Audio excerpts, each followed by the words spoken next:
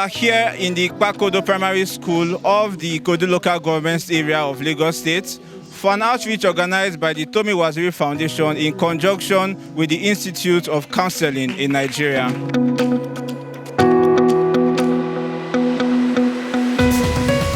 All of this was birthed from my incident. I lost my sight, and I lost my sight in an armed robbery attack.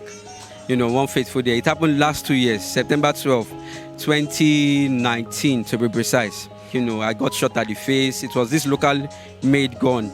Immediately I lost my sight, just like that.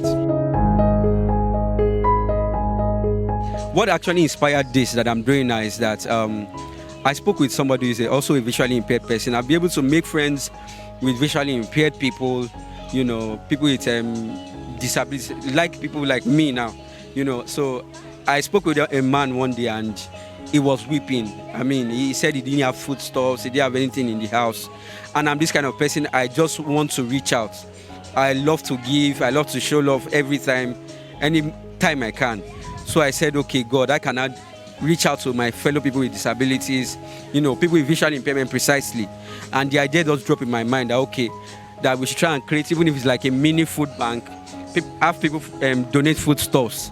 That's for people with disabilities. So the idea just came, and that was how it started. People sent help, people sent foodstuffs, people sent money, and we were able to get, these donations. And that's how we came up with Feed the Disabled Project 2021. One thing that stands out for me is that even though he is blind, Mr. Tomi Waziri finds out time and resources in order to give back to people like him.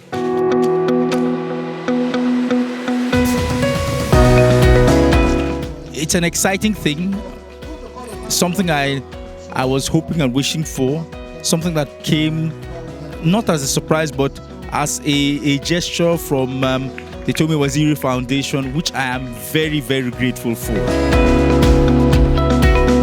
For me as a person, it is indeed an inspiration. He is an inspiration to me and to many of us.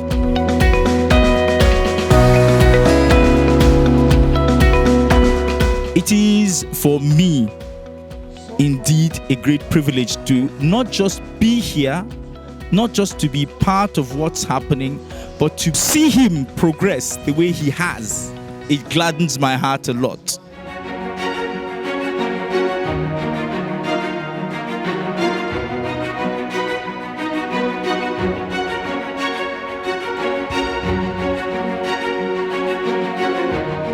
In Nigeria, it's quite new. Yes, I would say we are not where we want to be, but awareness is ongoing now.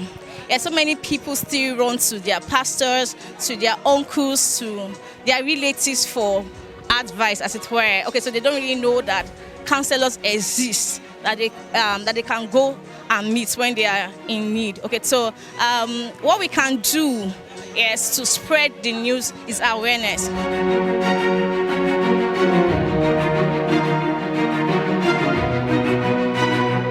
For our pastors, imams, leaders in the society, I will term them as lay counselors, yes, in the sense that they meet people and treat them based on their experiences.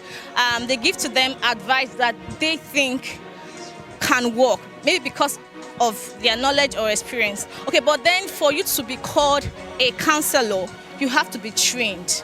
You have to go through school. You have to be taught. Yeah, so counselors don't just, if I see a patient today or a client or a counselee, we don't just treat the person, we don't just diagnose the person from our head knowledge.